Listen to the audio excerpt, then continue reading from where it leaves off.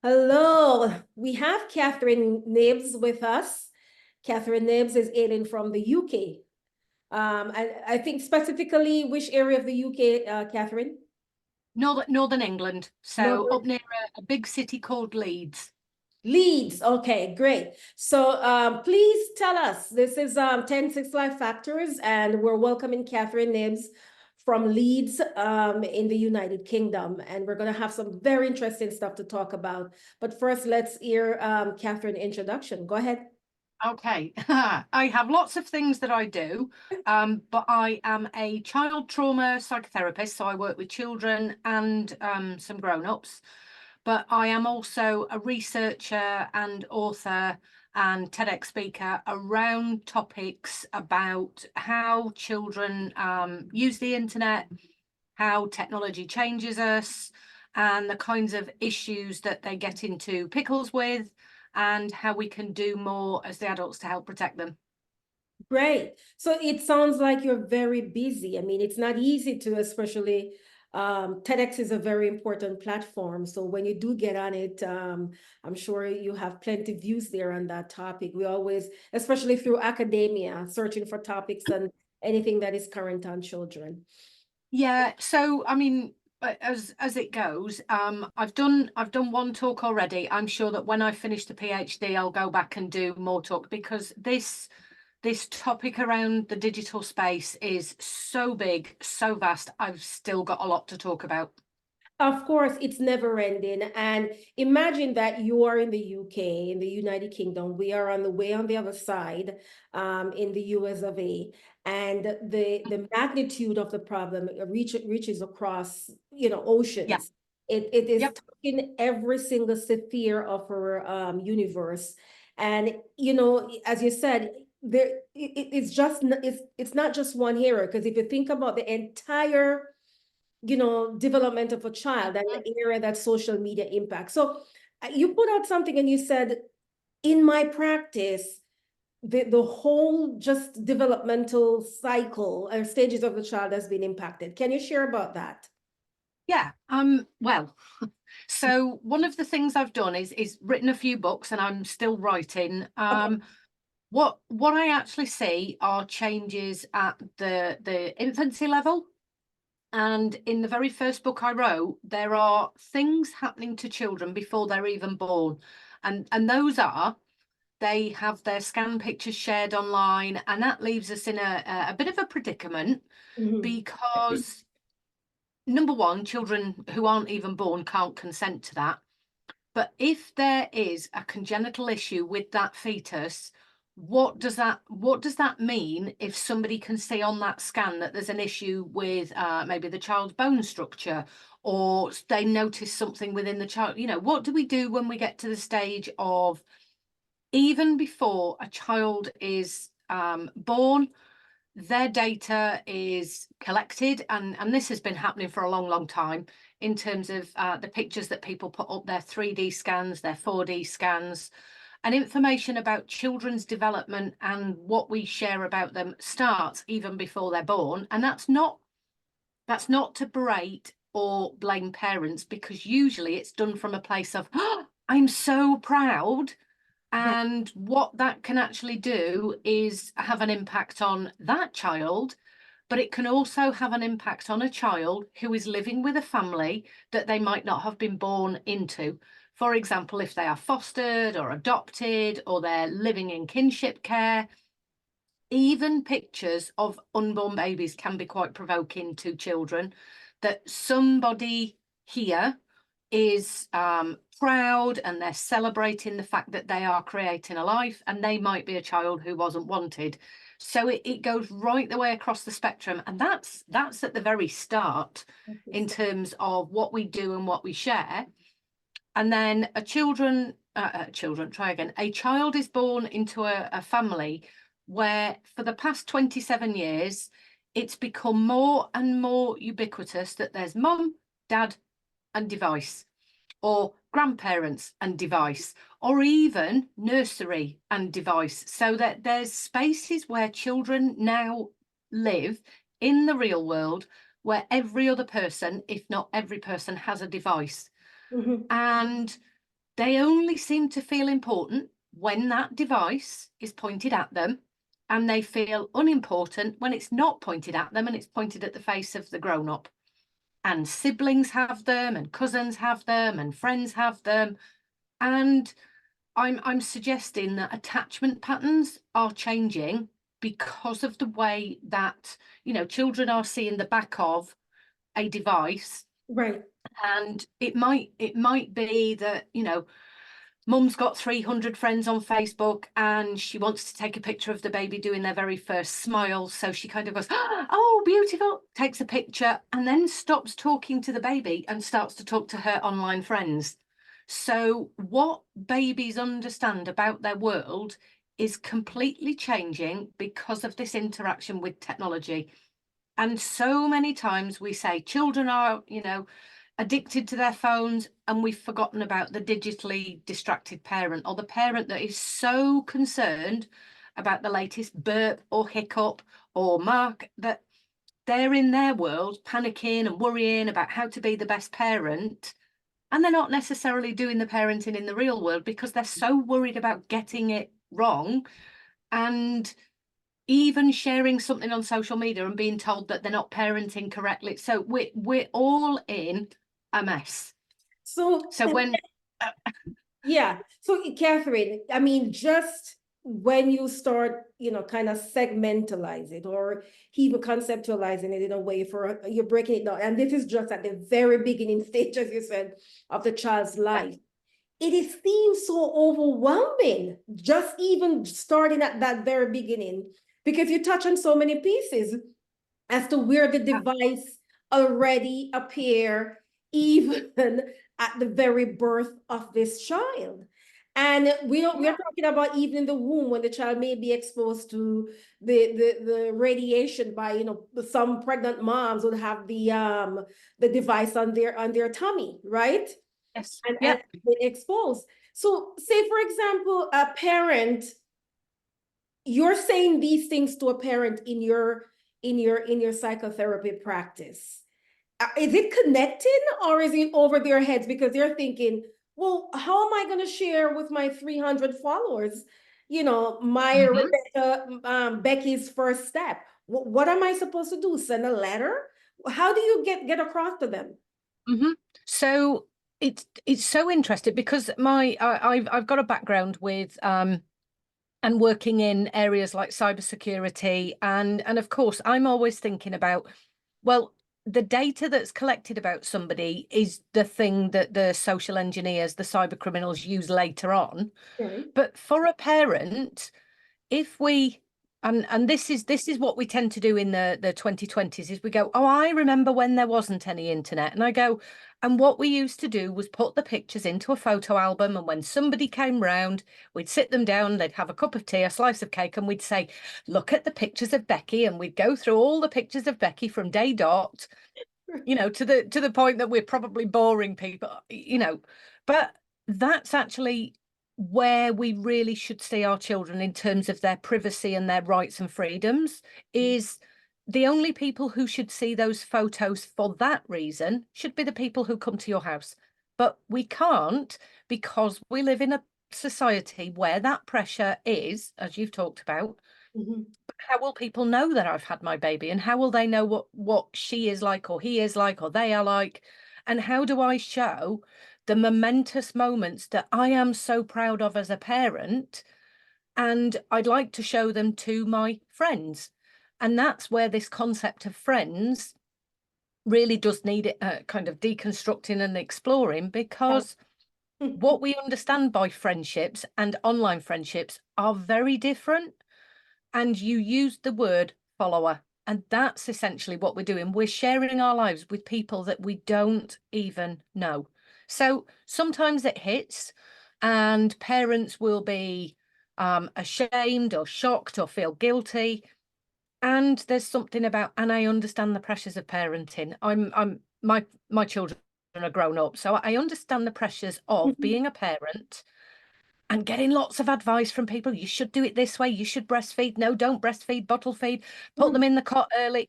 It's hard. It is so hard that parents are trying to do the best they can. and they're in a space that isn't like before the internet. There is a whole heap of the whole world can see, and quite often, and it does come across and it shocks people. One of my colleagues Mhm. teaches out in the remote areas of Australia, and when I say Aboriginal tribes have more phones than you would expect and more data, it shocks people. The world is super connected. Yes. There are very few places on earth that do not have the internet, and most of the statistics show that we're at the point of about 5 billion people are connected. That's more than half the world's population. So it is so far reaching, and the people that you come across, or even in your TED talk, and maybe afterwards that people come up to you and share. And I know you mentioned you've published 2 books on this topic. So no, I'm on to, I've just submitted book number 5. Oh, wow. Well, well, time is flying. I need to update. Okay, good. It is. Um, Congratulations. Wow. Book number 5. How Yeah. do you do this with on top of all of the private practice work? So, well, I mean, that comes from the passion of being the advocate for the children in my therapy room, and being the advocate that I've done this for over 14 years in terms of working with children directly. Mhm. I also used to be a sex education teacher to young people. I've worked with children in football coaching, in martial arts. So I've seen for a long, long time how children sometimes get missed. So my passion comes from, okay, I've got half an hour. What can I do? Right, well, I can put down some ideas, or I can go and write a blog, and literally it's just bit by bit by bit. Well, that's a huge accomplishment. This is not easy, trying to balance this ever-changing topic, because there's so Mhm. many emerging pieces Yeah. from this topic. But let's talk about what age group of parents are you observing that may have their 100%, living their lives online, in a sense, then everything is on it, and at the same time having issue raising probably their 7 to 12-year-old, or even 12 to 16-year-old, and coming to you for help, not recognizing that the responsibility lies within them. So I would certainly say, as a trauma therapist, what tends to happen is children come to me because of something that's to do with trauma. So I might be working with and again, this is why I'm so passionate about the kind of fetal scans. Mhm. So quite a lot of the children that I see have fetal alcohol spectrum. They might have substance disorder issues from the mum, and they might have other in utero problems and developmental stuff. So it's usually before the age of 3 that Mhm. there has been an incident that I'm working with. So more often than not, I'm working with something that's called developmental trauma disorder, if it was in the diagnostic manual. And quite often, if that is a 5 or 6-year-old that had this trauma, they might be quite reliant on technology for soothing them to sleep or playing games. And Mhm. then I'm working with the 14, 15, 17, 19-year-olds that are engaging in behaviours online that could be considered risky. And more often than not, because there is this developmental trauma, they have a different set of vulnerabilities online to a child who had a robust, secure early childhood, Mhm. because they don't necessarily recognize when they give their data away, or when they're being groomed, or when they're sharing risky images, or when they're searching material that could be illegal. So Mhm. the vulnerabilities that they have in terms of developmental trauma lead them to have more vulnerabilities online compared to a child who doesn't have developmental trauma. So are you saying that most of the children that comes to your private practice are mandated? They're referred by, say, children's services, or Some probably some are, yes. Some of Yeah, them. some are, and some are brought by parents because, you know, maybe there's been domestic abuse or a divorce. Okay. Sometimes it's real world, so corporeal sexual abuse, what often gets called contact sexual abuse. And then what happens is, because I use gaming technology, because I've got technology in my office, Yeah. I begin a conversation, and then you know, maybe I'm talking about, so what do you do online? And the 7-year-old says, oh, I go on Roblox. And then I'm talking to blah, blah, blah. And I'm like, okay, picked it up. Whereas the 14-year-old might tell me about the different apps they go on and the kinds of videos that they watch. So because I'm having that conversation about technology in the Yeah. therapy room, the technology problems emerge. And what are so you in terms of, you said there are developmental issues, exposure to trauma, so the vulnerabilities are there. And so now on top of that, they're, using a device, as you said, that is soothing, and that is so true. It Mhm. becomes this Yeah. thing. And sadly, you will have even therapists will refer their parents and say, well, let him play a little game online. That will help his socialization skill, be in an online chat room, stuff like that. Parents will, Mhm. actual therapists will tell parents to suggest that. Yeah. So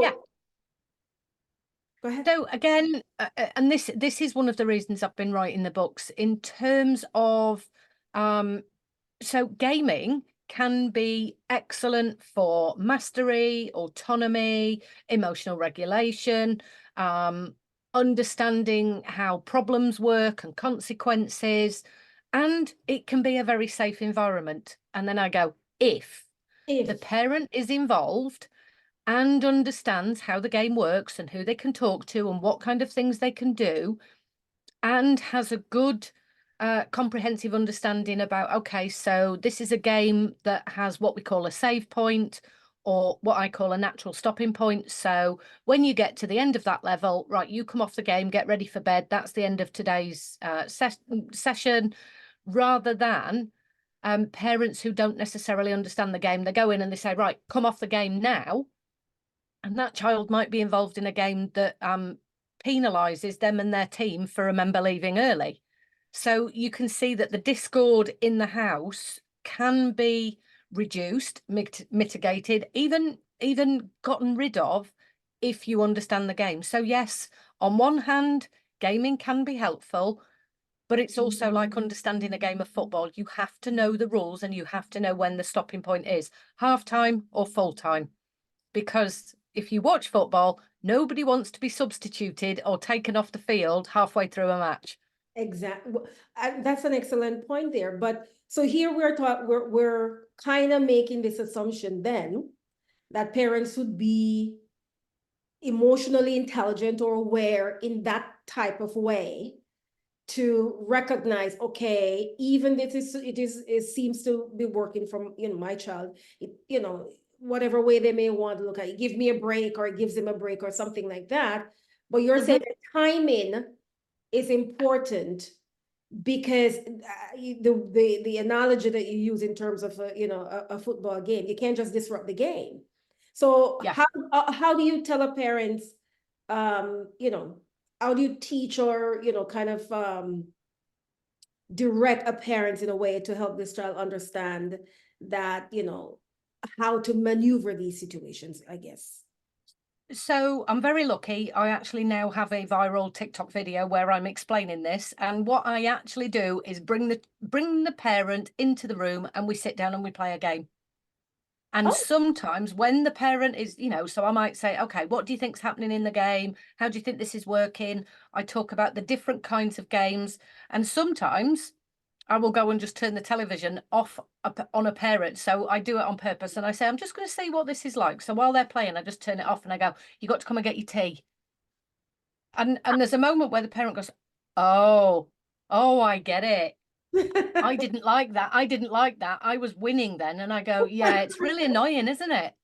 yeah. But So I play with the parent. I get them to come in and, really it's show your mum, show your carer, show your teacher, whoever it is that comes into it, show them what you do on the games. And I go, isn't this fantastic?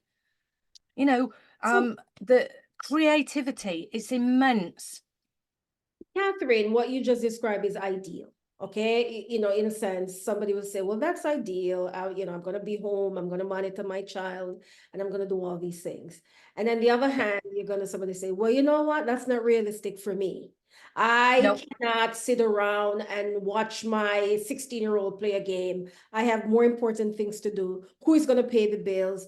And you know that Mhm. type of thing. So it's not so much that the parents will say to you, "I just simply do not want my child to have the device."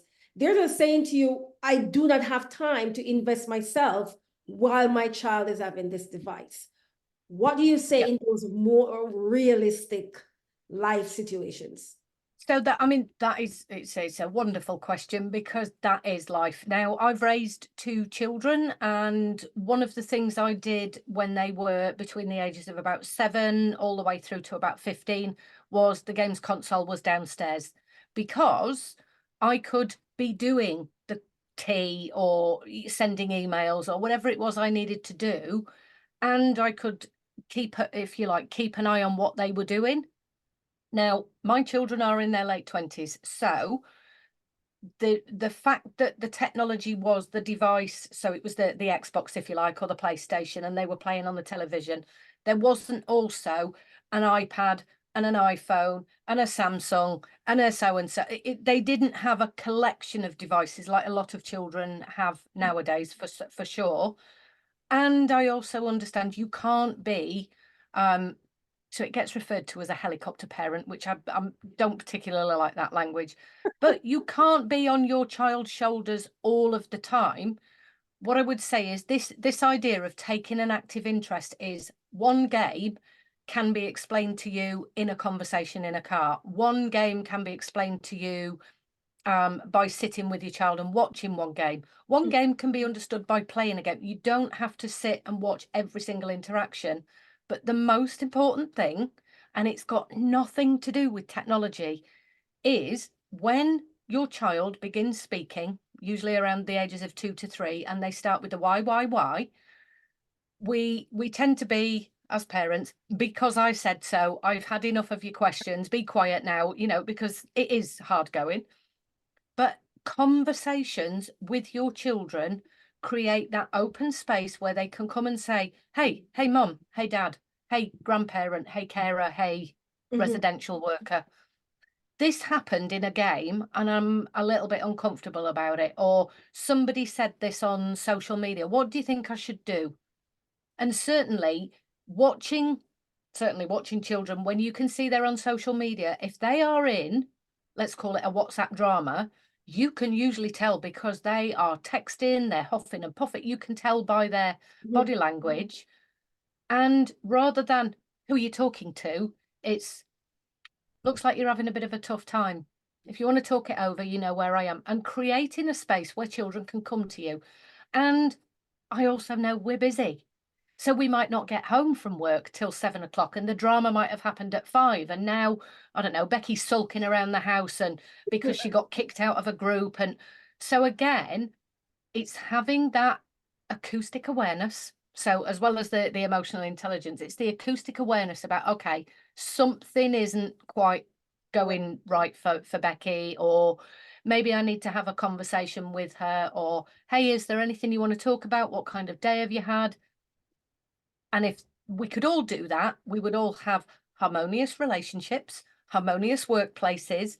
And I know that that's not the reality as well. So I'm giving best case scenario answers. I'm well aware of that. And I also know that reality is difficult. Things crop up. We become stressed. We say, I'll answer you in a minute. I'll deal with that later. I'm stressed. I Yeah. haven't got the capacity. And so, okay, so it sounds like you're talking about, you know, more interaction with parents, more awareness as it relates to their children's device and uses. But let's see if we're talking to a room of parents and the parents say, why do we have to give kids devices? Why do we have to Hmm. maintain this idea that it's Gen Z, it's the Gen Z, you know, era, and we have to cave in because this is the way things are, and we can't keep going. And what's wrong with us trying to go back and teach our child within a particular era, even though they exist in one? For example, why can't I raise my Well, child as if she's in the 90s versus trying to raise her as if in the 2000s? So what's yeah, wrong with that, Catherine?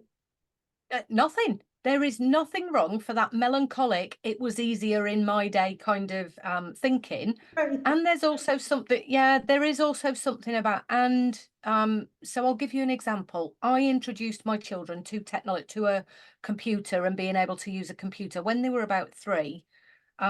Because I wanted them to have an understanding of what you could do. Now, it was basic things like maybe moving about a mouse around, and there Mhm. was a game, oh my goodness, this was in the early 2000s, and it was a Tonka thing that you put on top of the keyboard, and it allowed them to build and dig and be creative.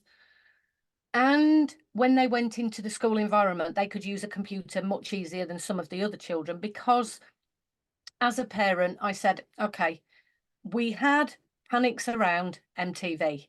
We had panics around, whether the internet was going to be the next best thing or not.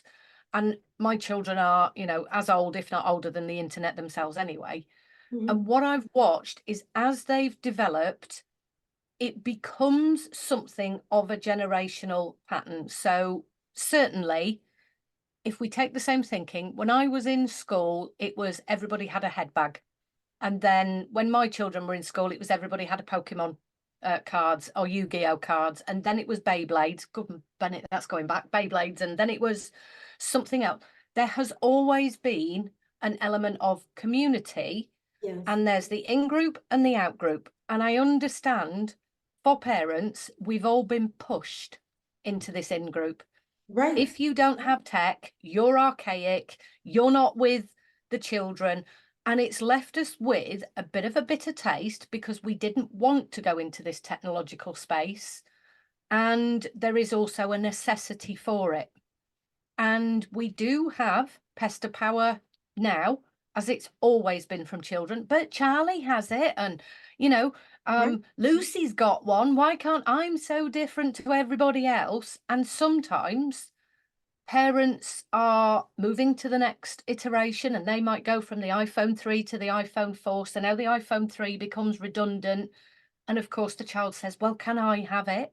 Yes. And I believe research is showing the average age at which a child gets a smartphone is around about the age of 9 or 10. And as a society, we associate, and I'm going to use old-fashioned words here, a telephone with being safe. And these are not telephones, these are smartphones. Mhm. And there is this real sticky place. We want to protect our children, Right. absolutely.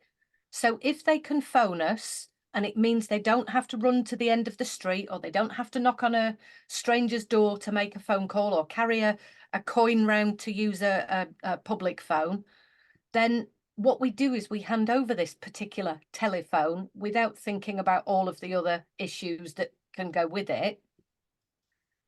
And we weren't given, as parents, as adults, we weren't given the right kind of education around what these platforms could do, might do, and were doing. And we entrusted them in the same way that we put our trust in an education system. So we take our child to a school, and we have an assumption that we know what school is like. You go to the reception, kindergarten, whatever the age group is, and we made the same. So it's not, and this is why I'm really anti-parent blaming, in terms of the Okay. tech companies are like, well, the parents should know better. Well, no, because actually we didn't get the education about what this system was. So who then? I mean, I really want to look at parents and for them to have a Mhm. larger accountability in this. But if not parents, based on, your platform, who should be educating us, the public? Is it through policy, government? Is it through the I, tech companies who created these things? all of it, Is all it of it. you like the psychotherapist? I mean, where does it start? I think there is a whole society. So there is a term, allo parenting, which is the one that often gets reiterated as it takes a village to raise a child. Right? Well, it takes a society to raise a child. And at this point in time, we're very good at saying, well, if it's sex education or if it's tech education, that's the school that should do that. And the schools are saying, hey, no way, we're doing education, you need to do parenting. And the Mhm. policies say, well, we're going to make parents responsible for this and schools responsible for that. And then the tech services and the systems have said, well, there we are. We don't need to do much of that because all we need to do is provide a platform. And people didn't create a child-centered platform from the outset. Yes. We created a space where adults can congregate and then thought about the children afterwards. Now, if ever there was a world that existed where we do that, it's the one we've been in time and time and time again. You know, we created technology that could end the species. We, you know, in terms of the nuclear weapons, we created cars, and it took us a long time to learn that we needed seatbelts to protect children and seats to protect them. So learning what we need to protect children has always been an afterthought. But this is okay. So I understand that okay, we find, improve technology where now cars are more safe, using seat belts and so on. But it sounds to me, I don't know if I should say this. Okay, so you're not wearing a seatbelt, there's an accident, and somebody lose their life. But in this case, it's not so much where children are losing their life, but they're still alive. Does that make sense? Well, I mean, the point we're at the moment is children are losing their lives, and there's a lot more children losing their lives than we actually are acknowledging. Children lose their lives to um, grooming and sextortion. They lose their lives to Exactly. buying, buying things online. And again, and I do find this, particularly with what happened at Congress the other week in terms of so the way that the tech companies were, and it felt like an attack, was, this is what social media is doing to the mental health of children. It's so dangerous, blah, blah, blah. But actually, I don't know that the tech companies could know that everything that people do is going to happen on their platforms. It's naive of them to not think that. But certainly, children can go and buy drugs that are on a street corner, and those street drugs could be laced with, fentanyl, spice, all of the ones that are manufactured as well as the ones that are illegal. Mhm. And children can go and buy psychedelics from people on the street. And also, it's much easier to do it online because you can do it with less surveillance, let's call it, than Yeah, you would have in the real world. right. And it's that lack of surveillance that could be done by the tech companies. And sadly, that's been the difficulty, is they've refused to do that under the guise of privacy. But they're doing that. That's the thing. I mean, they have AI watching us in everything. Isn't that why, we almost believe that, they said that if your phone is actually listening to you, because if you say, I like the shoes, all of a sudden you turn it on, a shoes pop up Yep. in front of you. So Yep. they're surveilling us, but they're using it more to capitalize on products and marketing products and Yeah. making more money of, especially for children who are not recognizing that every single clicks means something behind those keyboard. Hmm. So Hmm. it's I mean, it's a very, very big, long book. But there is a book written by Shoshana Zuboff, which is about surveillance capitalism, which is exactly what you're talking to. right. And for 27 years, as long as that, no, it'll be 28 now, 28 years, as long as the internet's been around, we've curated all of that marketing data by the clicks that we did as the adults. And the children have gone into the same space and they're manipulated. What I call it is profit before principle. So the profit becomes before the principle of child safety. And the argument that is happening at the moment is, when do we put child safety above and beyond the profiteering of these companies, and that's the bit that hasn't been happening. And if, as a parent, you don't understand that's how your data is used and manipulated in order to sell to you, you won't necessarily notice it for your children as well. And that's what I mean by the tech education is we were not notified that we were being studied, so to speak. We Right. were the lab rats to begin with.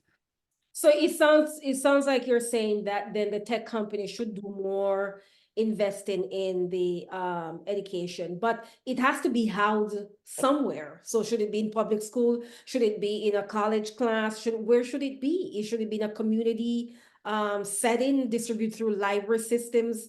I mean, where should this ongoing? Because it can be because it changes so fast in Mhm. terms of the technology. So it has to be housed somewhere that is accessible to It parents. has to be everywhere. Yeah, it has to be everywhere. And I've suggested, yeah, I've suggested that if many of us know how to get on the internet. So when I'm doing teaching, one of the things I'll show is, do you remember how the internet began? How it was monopolized, and you know how you would do this.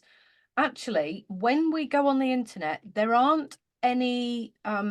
It's not really a disclosure. So if you go to the cinema, you can only go to watch the film that you happen to be above and beyond the age of. So obviously we've got different ratings around the Right. world, but you cannot go and watch a film without some form of information about what that film contains. And social media does not have those particular warnings or caveats.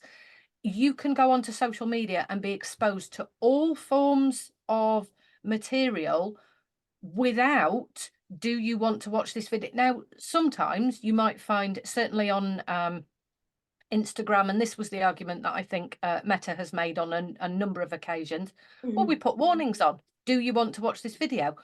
And I go, but that's the same as when you go, warning, this film might actually, and the kids go, click, because it's exciting. And that's what child development is understanding child development is that's what happens. If you say, do not watch, a child goes, well, I want to watch. Do not eat. And it's a little bit like the Alice in Wonderland, where it's eat and drink, or don't eat and drink, and either one will result in the children eating and drinking. So we need a child safety medicine bottle, those bottles where it doesn't matter how hard you try, you can never Yeah. open it because your little wrist, the kids, it's not too strong enough to do that hard turn. So if they're not putting these hard liners and to prevent, say, a 12-year-old boy from accessing certain sites. But it's not Yeah. just the boy clicking on it, it's where people are inviting these children to do these things. I mean, Mm, your child can have an Instagram account, and people can just join your account, not recognizing who's behind those emojis or memes or whatever it is, yeah. right? So Yeah. there's so many layers of this that is difficult. And you talk about it, I'm sure you talk about it you said in one of your books, Children and Sexual Harm Online. Is it Hmm. did you go into an actual like a quantitative survey, qualitative survey to get data, or is it more just a narrative from the experiences that you've had?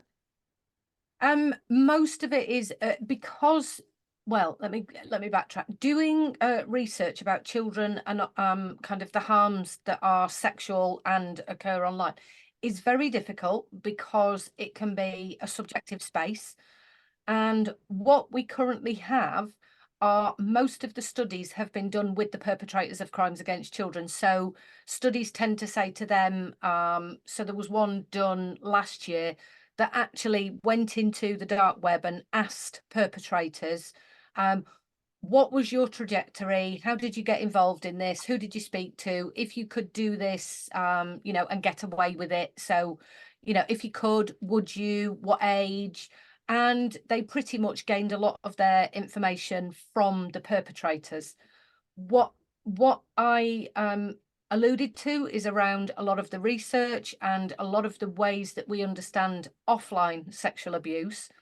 but certainly I talked about why a child might get into, I tend to call it a pickle, in terms of why they get into a difficulty online. Mhm. And often, and this is the kind of crux of my TED talk, is if we are not getting our needs met in the corporeal world, we will go looking for them online. And this is what adults do, never mind about children. Okay. So if I'm feeling lonely or bored, or I've had an argument with, I don't know, a friend, a colleague, a partner, I will go online and I will look for something. And adults have choice, autonomy, and agency to choose where they go. And children have the ability to go into the same spaces, which also include pornography websites, which include forums where people are discussing sexual content. They're exposed to early sexualized language, images, videos. It has a particular impact. And this we know from trauma work, that children who are exposed to sexual behaviors in early childhood then develop lots of different ways of thinking about sex, and then they are in an environment that is ubiquitous, and they can act out any kind of imagination, fantasy, want, need, or curiosity, and that's where they tend to find themselves going. And it's because, and I love your metaphor in terms of that medicated bottle, because not only are we not putting the tops on, we're also not putting them in a cupboard out of the reach of children. Right. Wow. And so a child, okay, so it's trauma, built on trauma, developmental issues as well. So the Yeah, level of intellect, the level of, and yet they're growing into this adult world, even though they're yeah, not operating as adults and maybe not operating within the same developmental stage that they should in terms of their, maybe their psychological age then. So imagine the amount of work it would take to say help a child down, I say down from that, from this online world where they're, I think you use the word sextorted, um, yeah. into in that adult world so that they can actually live this, I don't want to, I really do believe that children lives should be that distinctly separated from the adult life, and we should see the stages of development distinctively, but it's not Yes. happening successfully, as you said, in the last, especially, 22, 23 years. It is so morphed into where you have a 12-year-old behaving as if, he or she, they're this adult person because they've been exposed to, as you said, using words that maybe in our life, in our, childhood, we'd be so afraid to say, in any way. Um, yeah, absolutely. So one of the things I've noticed is swear words and vulgarity Right. was something you did like in your adolescence, and it was often, I know this swear word, I'm going to say the swear word, see how people react. Um, Quite often without understanding what the word actually meant or the context it was used in. And certainly you can see this at the minute because there's a trend on TikTok at the moment of parents allowing their children to go into the bathroom and F and Jeff and all at the mirror. And some children are saying some really expletive words. Again, that's parents profiteering off children by using them online. And again, this is one of the other things that happens a lot is not only do children end up in the space, we've also got parents going, go and do this, go and say that naughty thing, let me film you and put it on the internet because then I could go viral. And again, that's about the parent having a need. So, parents don't get out of this wanting to be seen, soothed, safe and secure, to quote Dan Siegel, and revered by the public. But we are in a space where that that introduction to sexual material, if you think about a casino, right, or you think about a house where sexual activity could take place, we know absolutely without a shadow of a doubt children should not be in that environment. And Right. we wouldn't say all you have to do is tell me that you're 18 and I'll let you in. We'd look at the size of them, we'd say, where's your ID? Not a chance, you're not coming in, go away. When you get to 18, come back. Right. And we haven't used that thinking. We've said, and we do a little waggy finger and we say, if you click on the button that says you're 18, we'll believe you. Wow. And sadly, that's the environment that children have been in. But also, and working, and I'm going to make this a statement that says, so working with adults with psychosexual issues or around the topics of sexology, I am aware an adult has a choice to any kind of sexual behavior they so want, and I do not judge it. Okay. Mhm. But I also do not think that those adults should be in a space that they know children can witness that behavior. So there's a lot of contempt and what's the word I want here? Really polarization around social media at the minute about whether people can express their sexuality online in the real world. And we would not allow that in any other circumstance, but because we are now moving with, in terms of the woke movement, we are now allowing sexual material, sexual dressing and fetishes and kinks and all of the other things to take place in front of children. And then I'm suggesting it is no wonder why when children go online, they are already confused and behaving in a way that's exposed to that material. Because what the lines between normal and abnormal or good and bad, it's blurred because of that Yeah, concept that you just mentioned. You know, parents are raging mad in some of these PTA meetings or yeah, board school board meetings. I mean, now police officers have to be guarding doors and doing all crazy stuff because parents are some parents are raging mad, especially for parents who really want, to just experience their children in such innocent way. It's been taken away, as you yeah, said, because yeah. there's no kind of what is it, identification process, nothing blocking or stopping. So what are you seeing with the schools there? Because I know, for example, in the USA, Florida is using themselves as the poster state, I guess, to say they're implementing a cell phone policy ban in the school. Now, well, that's a school setting. When the child goes home, it's a whole different thing. And I know you're saying, Hmm. oh, I think I saw a video where you said, no, I don't believe you should just simply take the phone from the child, especially with the example you gave of disrupting the game in that kind of way. So, but it seems as if people are reaching the end of the rope, I guess, where Hmm. the federal government is not doing what they should do. So local or state or county-wide is doing what they can. What do you think about that approach to policy? Just So banning the I cell mean, phone. oh, I mean, we're in a mess in We terms of, are. so we've got, for example, you might have and certainly there is a big difference between the UK, the US, what's happening elsewhere. Australia. We certainly don't have a standard of, okay, what is happening is, and sadly, not so long ago in the UK, there was a young girl who was brutally murdered for being transgender.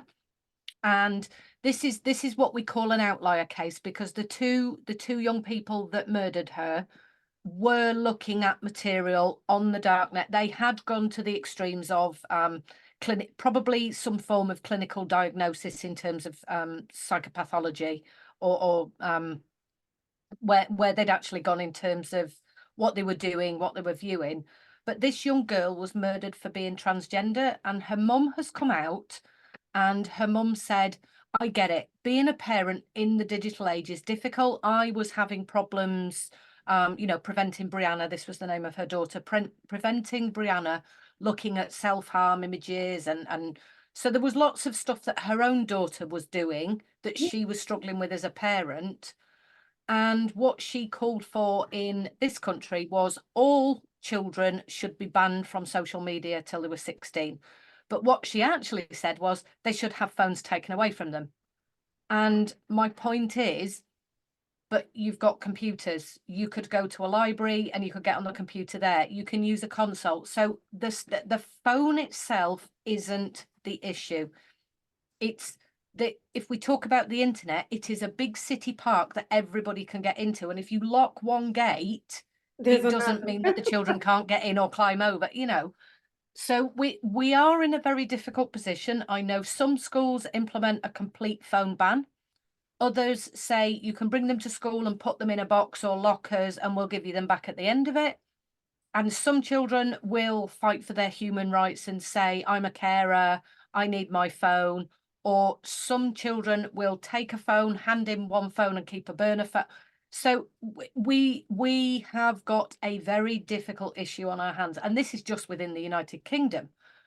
But also in the schools are the computers that children use to do some of their work on, and they are wise little people and wise older people in terms of the adolescents at being able to use them to get onto what they need to in order to do what they need to. So it really needs that kind of high-end technology, so that would be the technology companies. It needs, wherever children can go, needs people who know how to filter, to monitor, to remove certain apps and things like that. And then that would mean, because parents don't like being told how to parent, because as you were talking about Becky earlier, Becky might have her phone taken off her and told she can't have it till she's 16.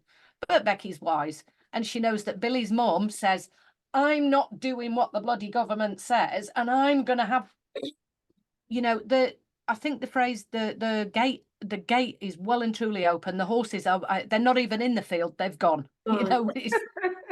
And we're trying to do something to protect children, and I think what doesn't happen is a cohesive conversation. So certainly watching Congress the other week with the tech companies, it wasn't an open dialogue. It certainly wasn't, let's come to a resolution. It was, I'm going to attack you, I'm going to be on the back foot, and I'm going to retort and attack you because I don't feel safe in your presence, you don't feel safe in my presence, I'm angry, you're angry.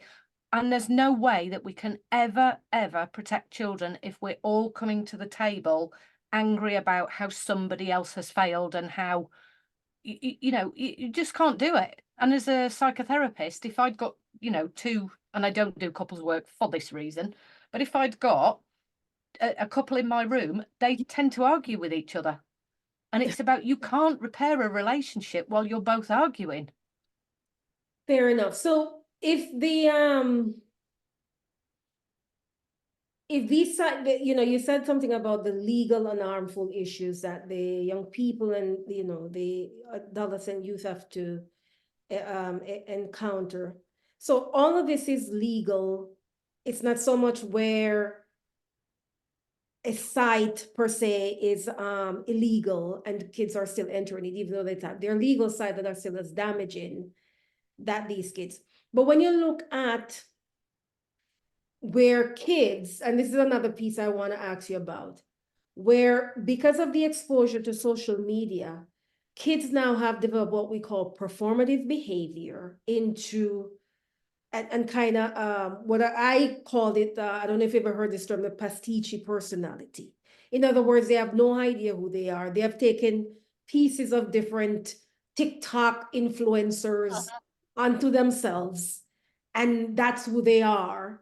And they become this thing. And as I said, they're living, but they're not really living because it's not completely who they are or who they want to be. But because they're so confused about the amount of images and the way people talk, the vocal fry. I don't know if you have that issue in have you ever heard that term? You know, the communication patterns, their gait, the way they walk, the way they stand, the way, you know, everything has become performative. And it's you don't know who they are. And it's only because, you know, I remember you're listing all these different things that kids were exposed to.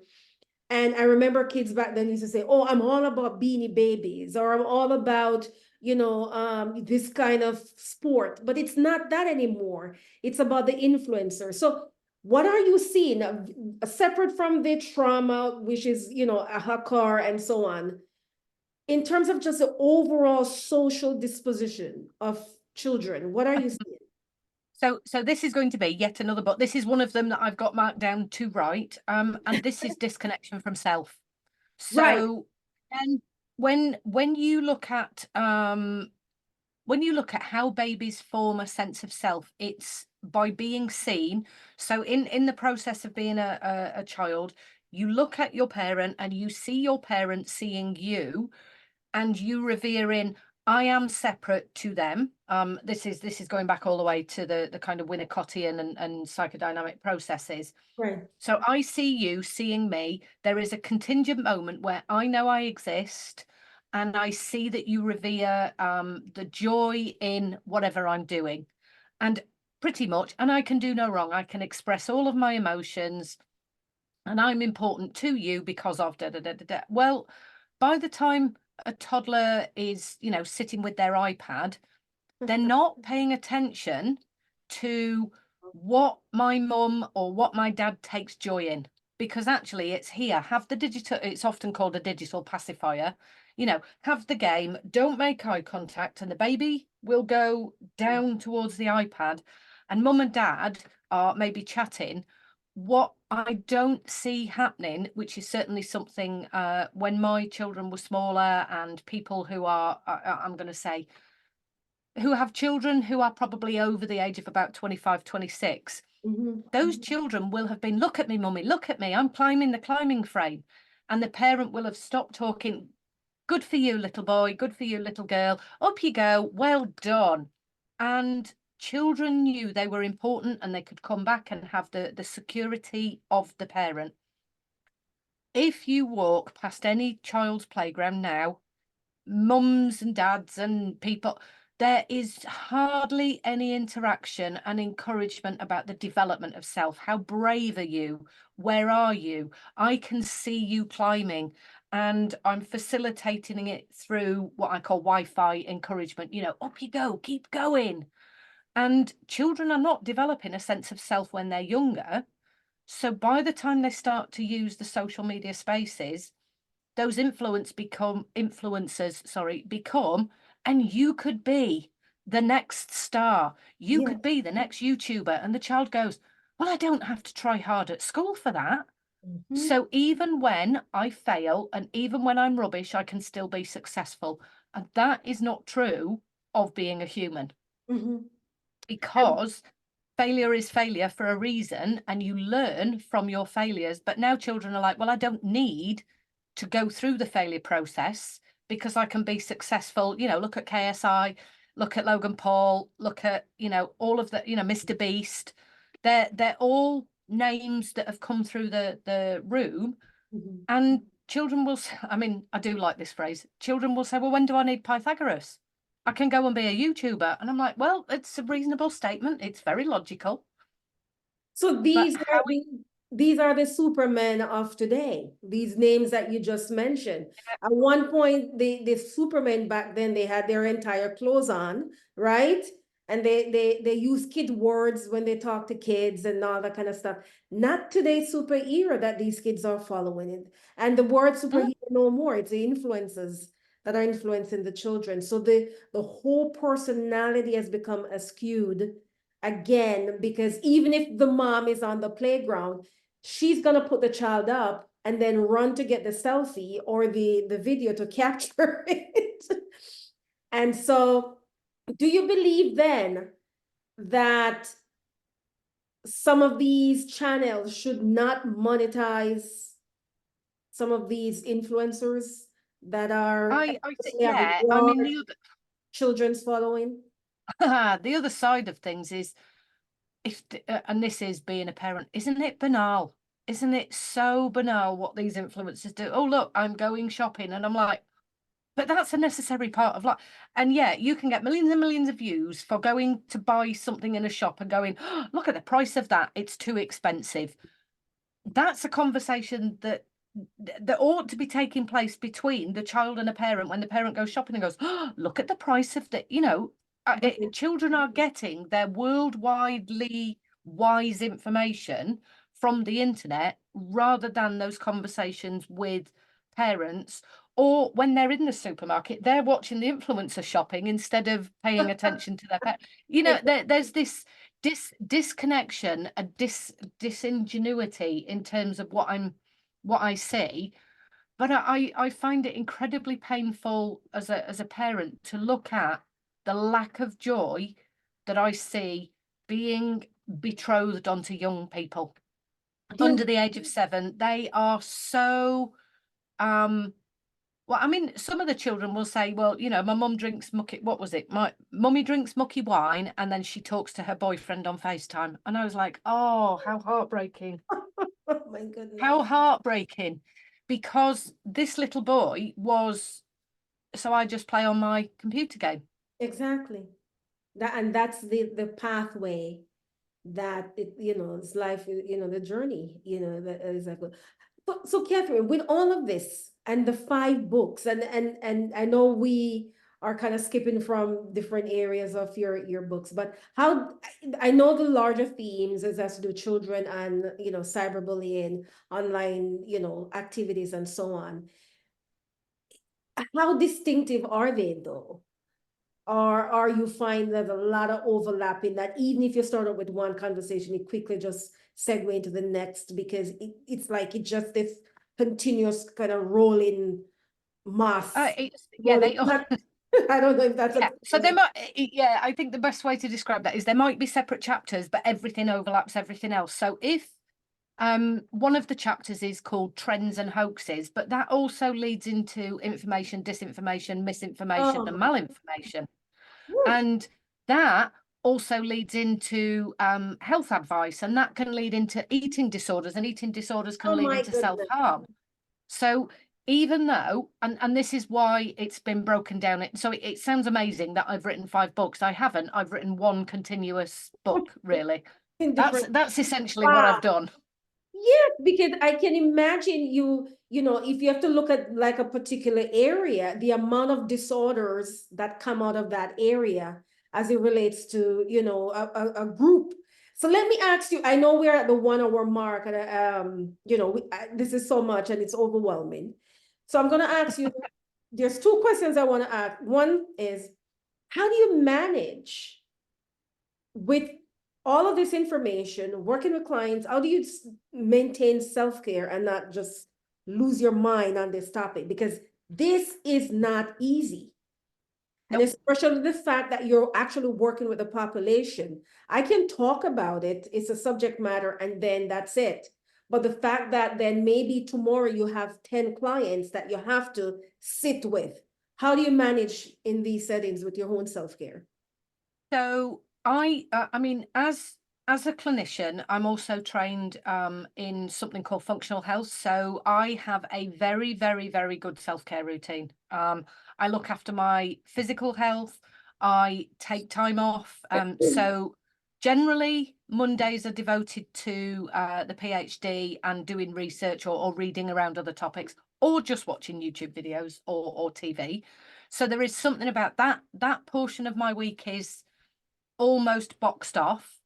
And then the client work will be, okay, people need to know about this. People need to know what it is that we're dealing with because you're not the only child that deals with this. So then what happens is I go off and I do ranty videos on places like Instagram and connect with people like yourselves who go, I've just seen your ranty video.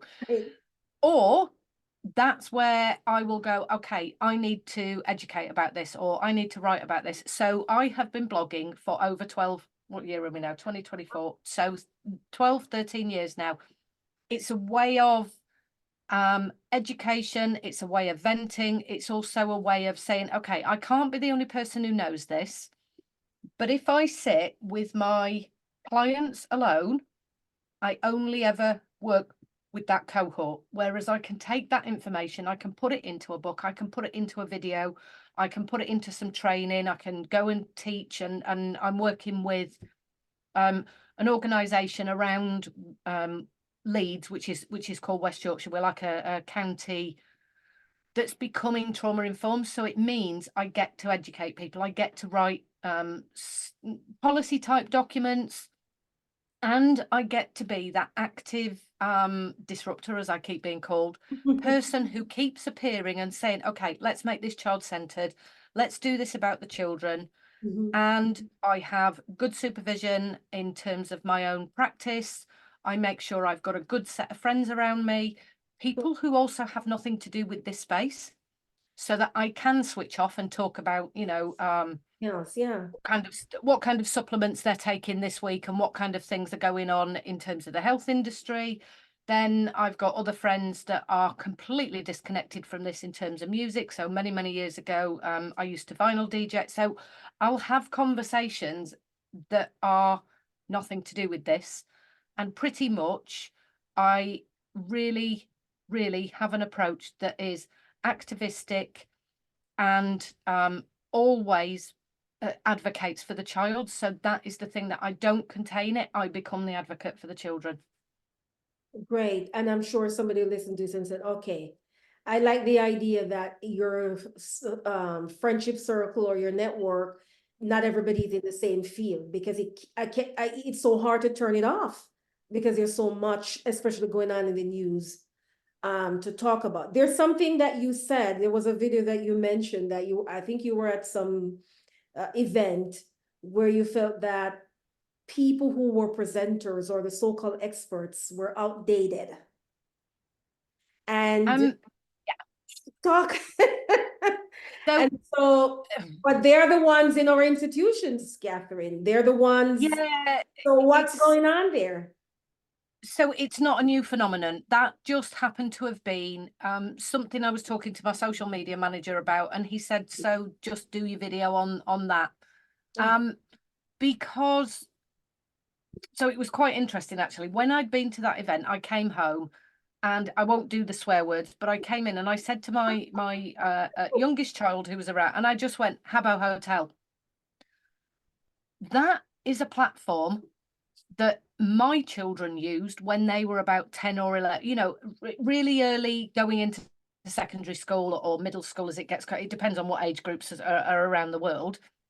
But certainly, I have been at so many presentations over the past 10, 11 years where somebody comes in with a shock and awe story. And this is something I find really difficult. Is shock and awe does not work, because what shock and awe does is it makes people go and then they stop listening because they've gone into their own trauma response, which you might find, actually, as people listen to this, there might be moments where they have to stop, go back and listen again. right.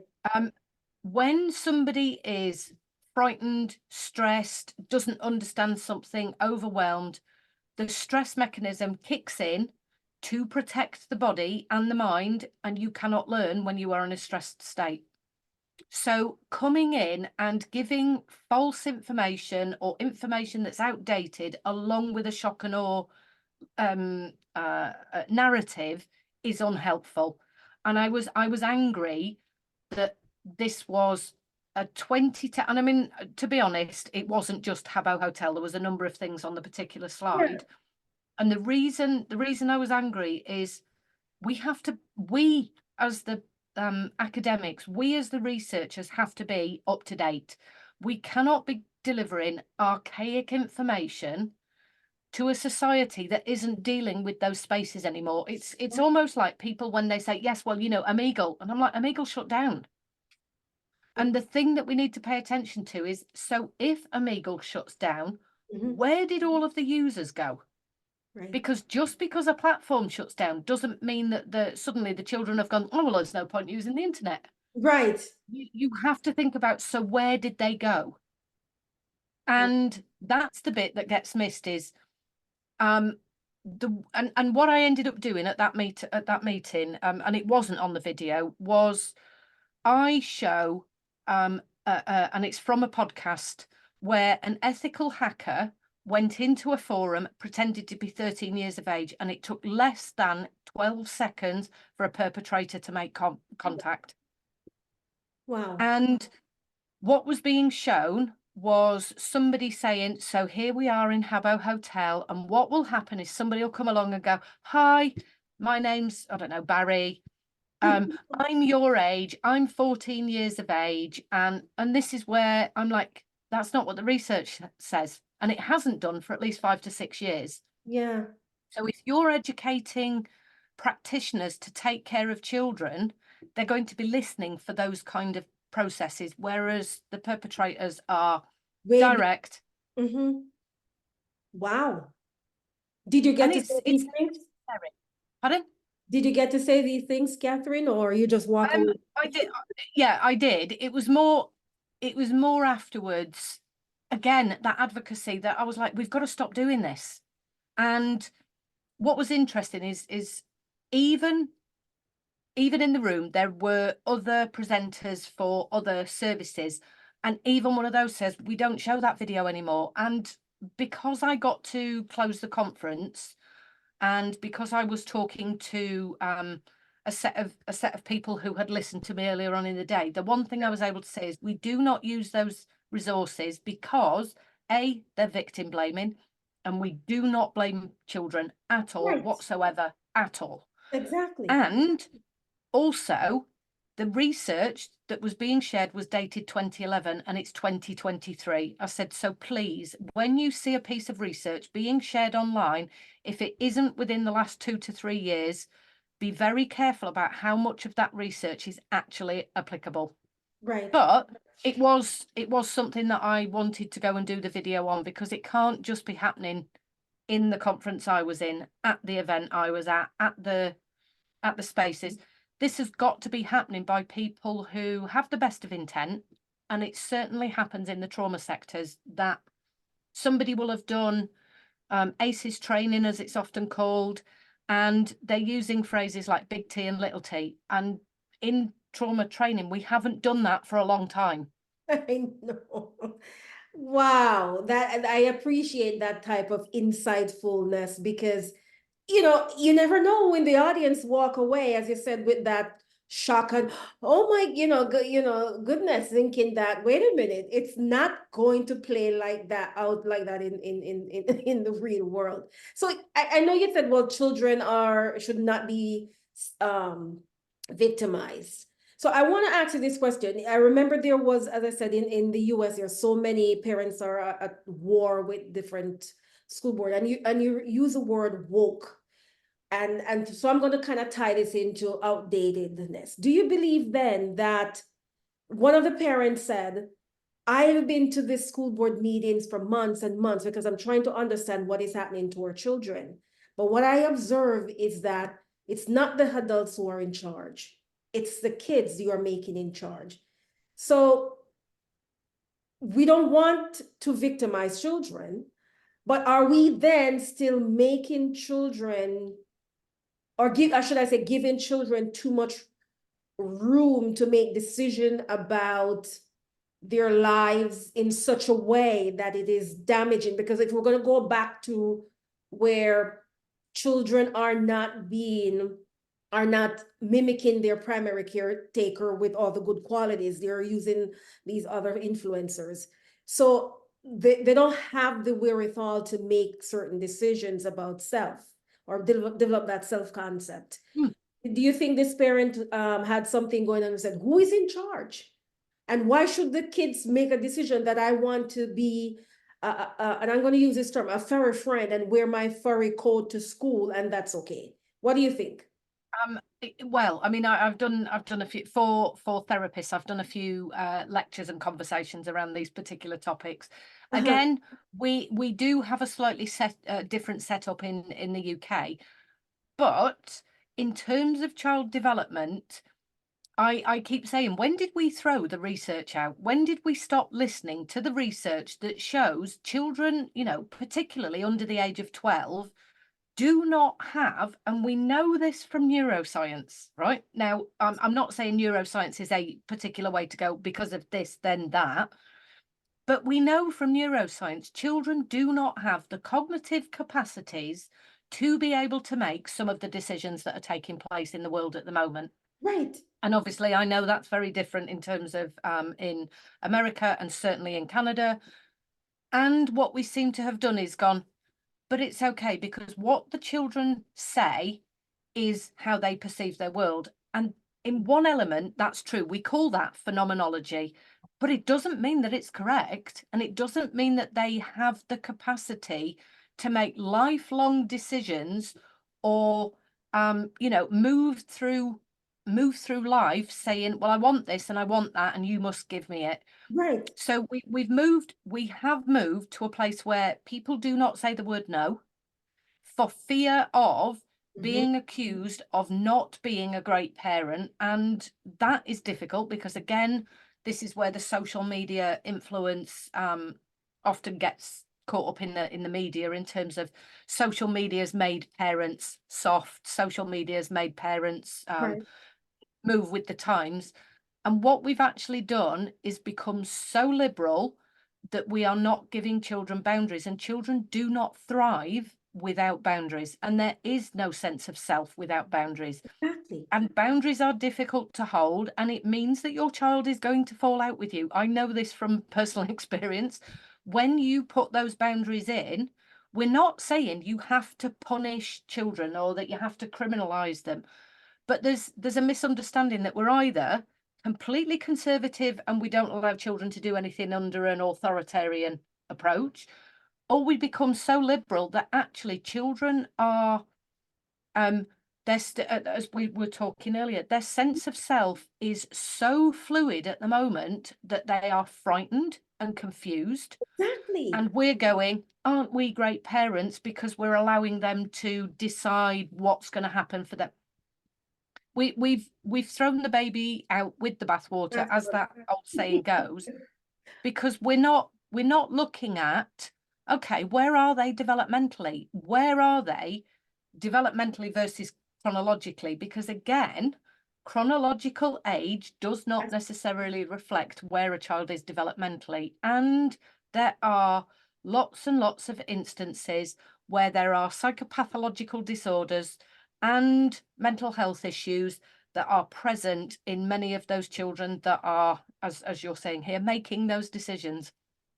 And so if you talk to, say, a neurobiologist or a neuroscientist, and I don't know if you ever had conversations, being in the room with those the medical doctors, psychotherapists, is psychology your area, Catherine? Is it psychology?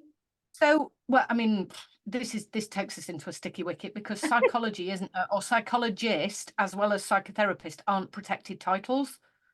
So we are not regular. Yeah, in the United Kingdom, we're not regulated professions. Ah, However, yes, I've done psychology degrees, I've done psychotherapy degrees, I've done masters in psychotherapy. right. So, and I'm doing a PhD. So I can actually evidence that when I use these words, Uh-huh. there is a lot of training to underpin what I'm saying and doing.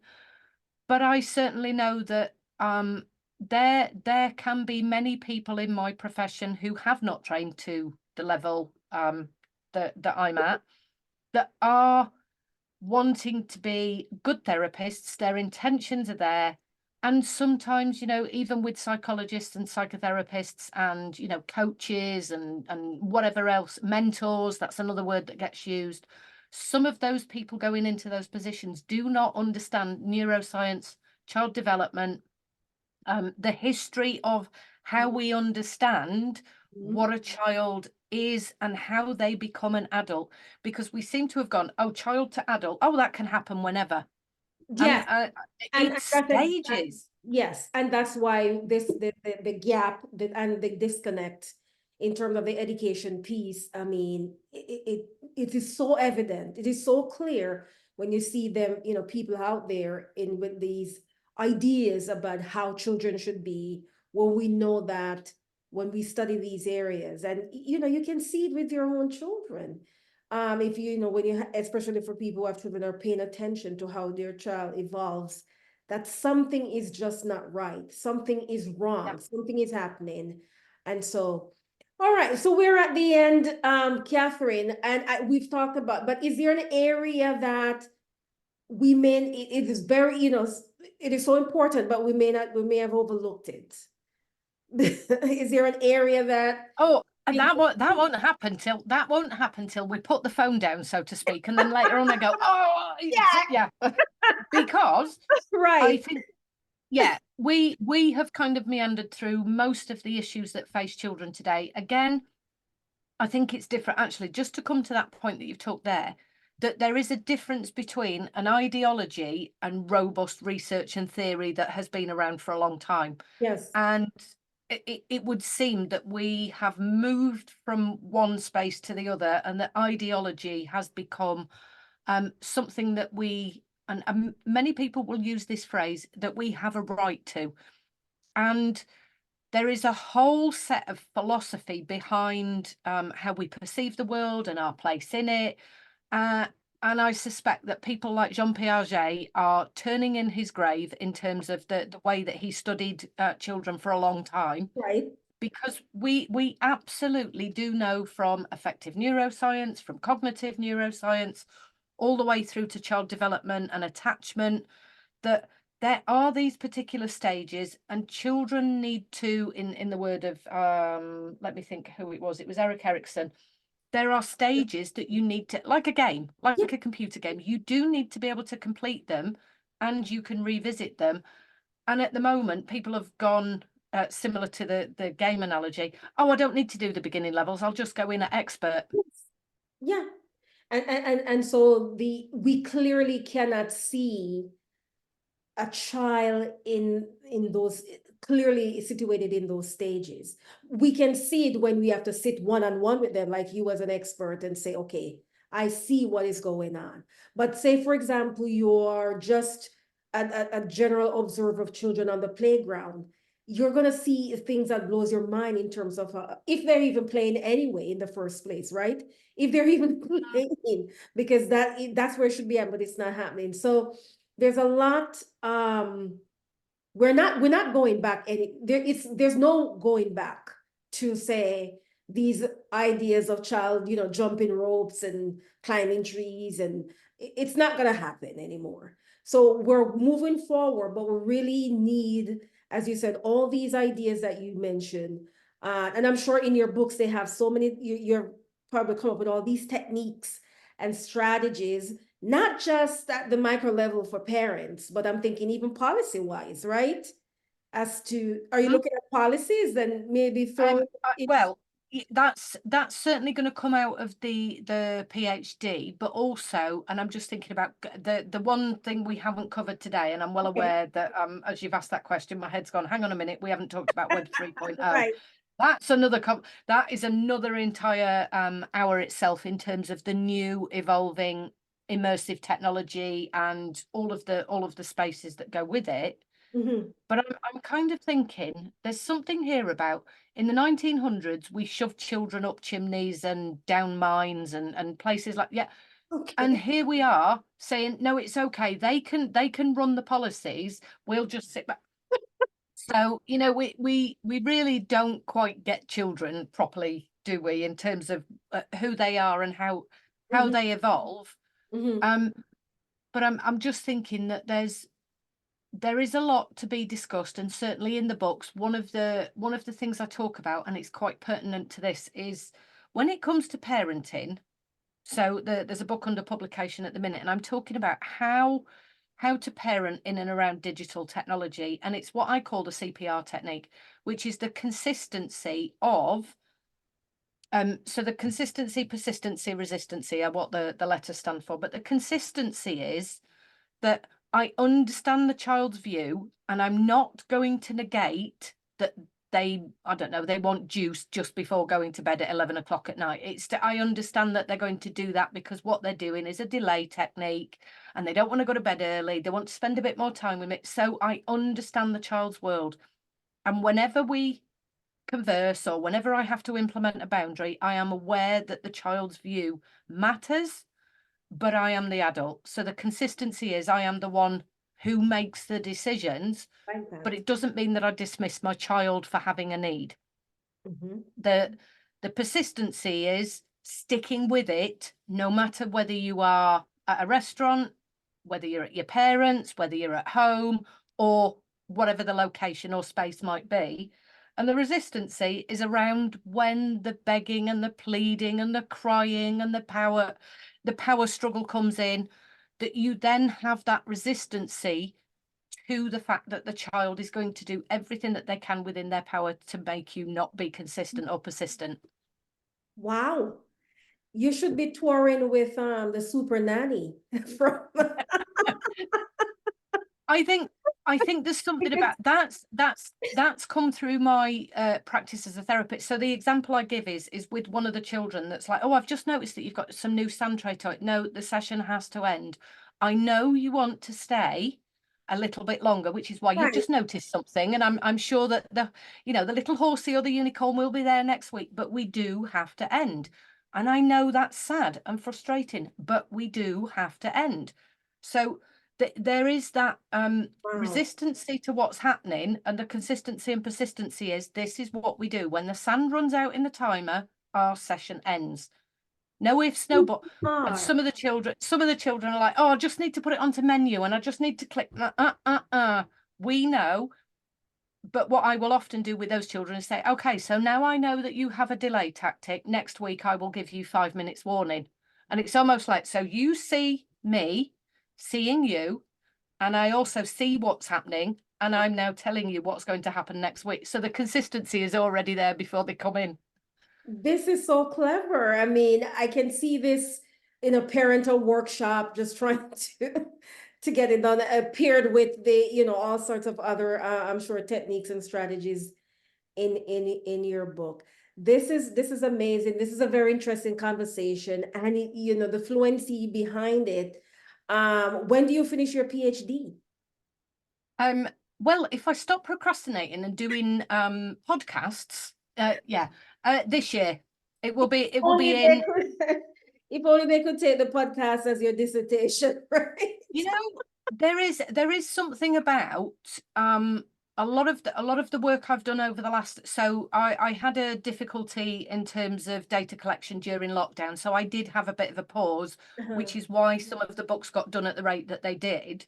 But there is a space at the minute where I'm like, okay, everything that I've done in the public domain and the books is influencing what I'm doing in the PhD. So even the conversation today, I'm sitting thinking, yeah, I really, really like that medical metaphor in terms of the medicine bottle, because actually that's another way of helping parents understand what they need to do versus what the tech companies need to do. And Wow. sometimes if you get a bottle that doesn't have a screw-on lid, you need to be responsible for moving it out the way, because that was the, I don't know, big pharma put it in a packet that a child could get access to. Really cool. So I like the way you think. You walk around, conceptualizing everything, and kind of using it and looking forward to whatever research put out. There are any, areas, that you put out there on YouTube. Thank you so much for doing this, Catherine. It's very informative. Let me know when you're in the US. I mean, I'm sure, you're going to be the go-to speaker for this, because this is really good stuff. And we need to hear Oh, thank you. more. We I think really I'm do. ranting and We need to hear more of the CPR. I also follow, I don't know, I hope I'm saying her name correctly, Hillary Cottam. Have you ever heard that name? I don't think so, no. Okay, she's a very good speaker as well, from not she talk overall about social work in the UK per se, not particular to say children, but just overall social work. So I follow her as well. But thank you so much, and definitely if you want to talk again, especially when your other books come out, just send me an email. Yeah, I think there's definitely another conversation for us to think about VR and AR and things like that. But thank you for an incredibly well-rounded conversation with some extremely good pinpoints in terms of where we needed to go. But Yeah. certainly thank you for having an emotionally intelligent conversation. Okay. Thank you, Catherine, and enjoy the rest of your night. It's about what, 9 o'clock, 10 o'clock in the UK. Nearly, not so Okay. far, not so far off. Yeah. All right. Goodbye.